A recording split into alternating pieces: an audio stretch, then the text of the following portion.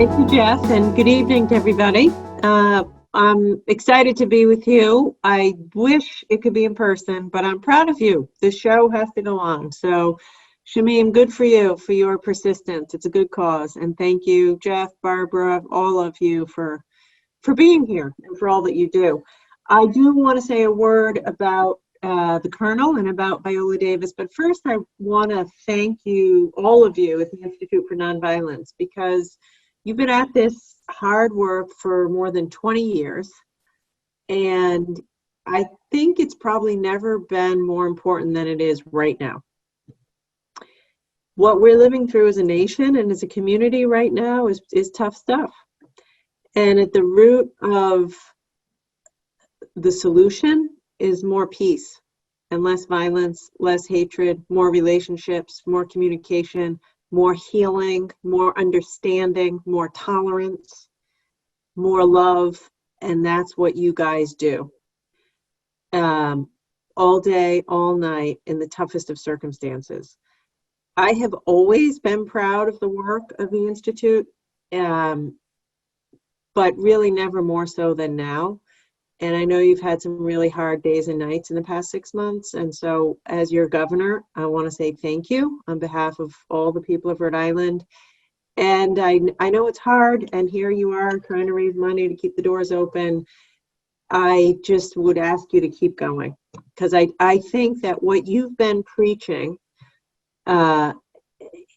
is powerful and more powerful and more needed now than ever in this country and in this world that is so filled with intolerance and lack of peace. So I would ask you to keep going and don't get discouraged. And I can only imagine how hard that is, but I'm here to tell you we need you to keep going. We're also here tonight to honor one of our most well-known Rhode Islanders, Viola Davis. Clearly, she is known to everybody, and we are so, so, so proud of her. We claim her as our own. Viola is a woman of extraordinary talent, and she comes from Central Falls, and she's never forgotten Central Falls. Even through this crisis, has continued to donate to the families in Central Falls so they could have a meal, so they could have opportunity, and I know has championed the cause of peace throughout her career and throughout her philanthropy. So thank you, Viola, for lending your voice to the voiceless. You know it because you came from it in Central Falls, and God bless you for never forgetting that. And congratulations on receiving the 2020 Nonviolence Institute Community Impact Award.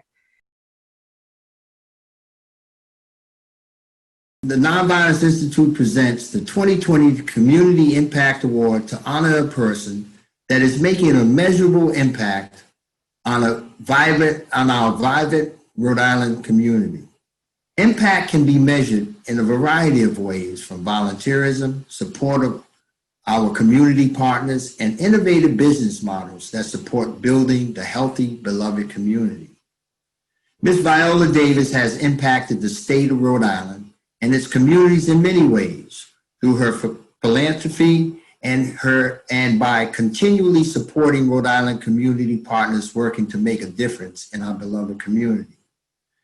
Ms. Davis' philanthropy in Rhode Island consists of her continued support of the Nonviolence Institute, where the teachings of Dr. Martin Luther King Jr. are practiced every day through nonviolence education. We are honored to have Ms. Viola Davis's continued support. Along with her support of the Nonviolence Institute, Ms. Viola Davis partnered with the Vaseline Healing Project, helped open a free community health center in Central Falls, and is an ambassador of Hunger Is, all projects fighting for the causes related to poverty. Ms. Viola Davis is also a supporter of Central Falls High School, Rhode Island College, Upward Bound, and numerous education programs supporting Rhode Islanders. Just recently, Ms. Viola Davis partnered with the Rhode Island chapter of Frontline Foods that delivered meals to local healthcare workers at the Hasbro Children's Hospital. These are just some of the many causes Ms. Viola Davis believes in and supports in our beloved communities within Rhode Island and continues her philanthropy worldwide. We are extremely honored to call Ms. Viola Davis a supporter of the Nonviolence Institute, and we celebrate Ms. Viola Davis with our 2020 Nonviolence Institute Community Impact Award. And I want to personally present this to you, Ms. Davis. This is an honor, a privilege, and we are blessed to have your support. So congratulations and God bless and continued success. Thank you. Thank you so much. Yeah. I appreciate that. I appreciate you too, Colonel Clements and Jeff Gagnon, Michelle, and Governor Raimondo. I appreciate all you do. I feel that I am a survivor of violence. I am a survivor of domestic violence, and as a woman of color, I am a survivor of community and American violence. You know, they say that violence is the last refuge of the incompetent, and that's how I felt my entire life. I felt like I sort of just floated on the wave of my father's frustration, poverty, the frustration of poverty. And then I had to sort of live as an adult with navigating the effects of it. And because I am a survivor, I can look back and I know for especially kids who are in it now, domestically, who are in it, especially if they're growing up in poverty, but not necessarily just poverty. They're not seen. Nobody's looking at them. Nobody's asking even the person who is administering the violence where it's coming from. And so you're just left out there alone, isolated. And it's why I give back so much to Central Falls, because I want those kids to feel seen. I want those kids to feel valued.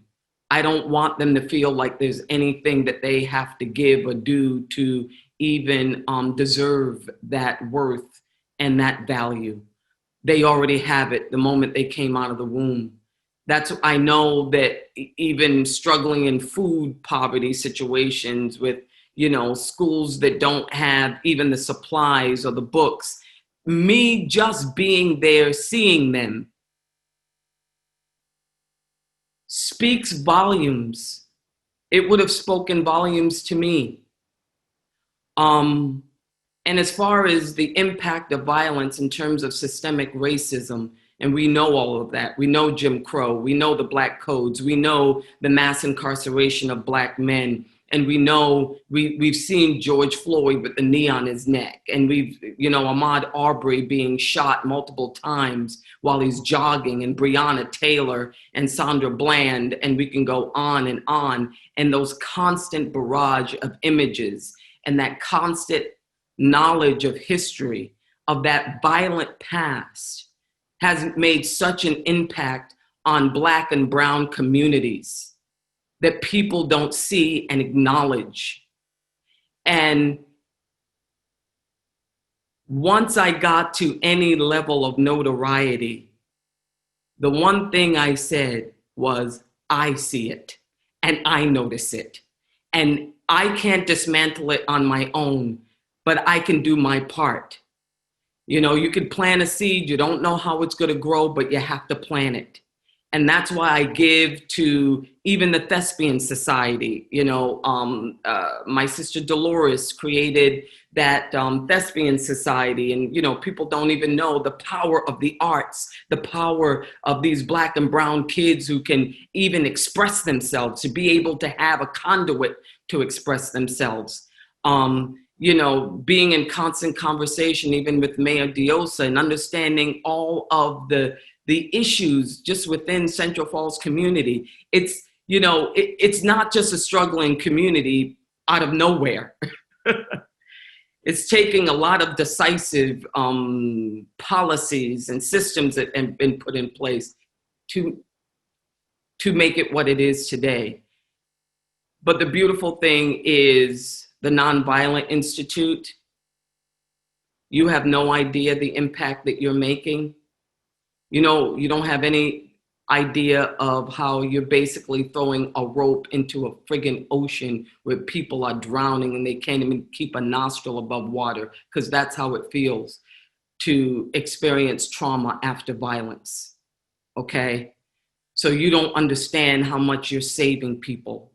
And so I thank you for this award. I just see it as another example that I have to continue doing my part. And I know for a fact you'll continue to do your part. I will continue to contribute to the Institute because I totally believe in it. I went online, I have to say, and I saw a testimony of a young man, and I'm forgetting his name now, and he had a last name of someone I grew up with, and I can't believe I'm forgetting it now. But it was the most extraordinary testimony where he had been incarcerated, and now he was exploring all the reasons that made him so mad all the time and made him lash out. And he was having this rebirth moment. And I thought that that was so beautiful, how you're changing lives, even in communities, but even individuals. So it's a beautiful thing. I thank you for this award. I'm humbled by it, and I'll continue to do my best. Thank you.